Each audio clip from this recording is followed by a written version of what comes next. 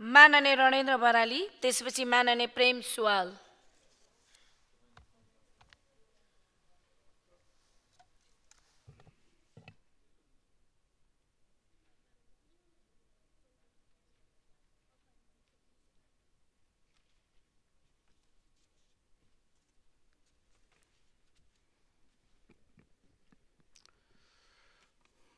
माननीय सभामुख महोदय, माननीय अर्थमन्त्रीज्यूबाट पेश भएको आर्थिक तथा व्यावसायिक वातावरण सुधार र लगानी अभिवृद्धि सम्बन्धी केही नेपाल ऐनलाई संशोधन गरेको जुन विधेयक छ, उहाँले विचार गरियोस् भनेर प्रस्तुत गर्नुभएको छ। हामीले अस्वीकार गरेर पनि विचार गऱ्यौँ, विरोध गरेर पनि विचार गऱ्यौँ।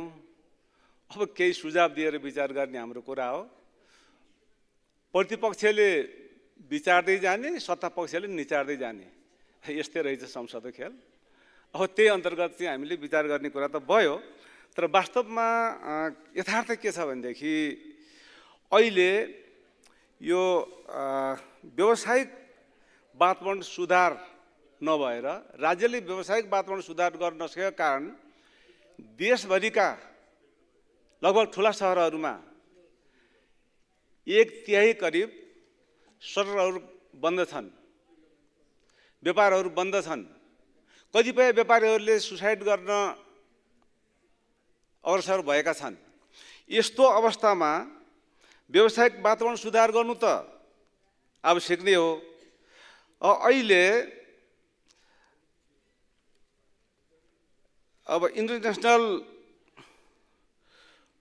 कन्फरेन्सले जसरी नेपाललाई भ्रष्टाचारको लिस्टको अझै माथिल्लो र्याङ्कमा पुर्याएको छ, त यस्तै एटिएफले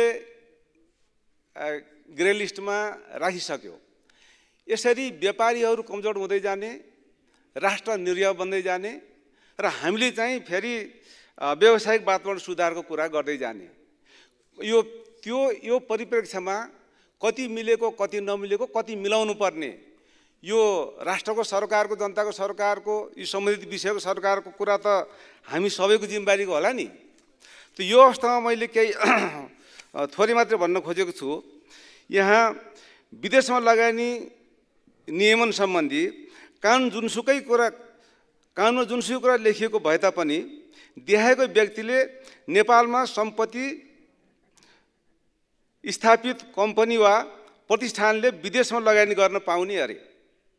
विदेशमा कमाएको सम्पत्ति स्वदेशमा लगानी गर्नुपर्ने हो कि स्वदेशमा कमाएको सम्पत्ति विदेशमा लगानी पर्ने हो? यसले विदेशमा लगानी गर्ने भन्ने कुरालाई मूर्त रूप दिएको छ।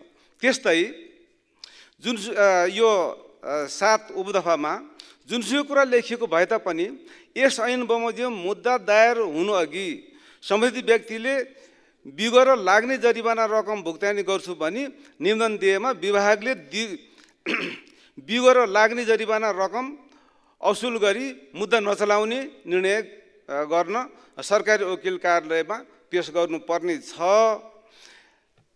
सो बमोजिम सरकारी वकिल कार्यालयले त्यस्तो मुद्दा नचलाउने निर्णय पनि गर्नुपर्ने छ। जसले भ्रष्टाचार गर्छ, जसले कानुनी चाहिँ रूपमा गलत गर्छ, यो थपिएको 7 र 8 हो, जसले राजस्व ठगी गर्नलाई जोगाउने काम गरेको छ। तिर्छु भनेर कबुल गर्दैमा कारबाही भोग्न नपर्ने हुने भएपछि यो विधेयकले दिनु खोजेको कुरो के हो?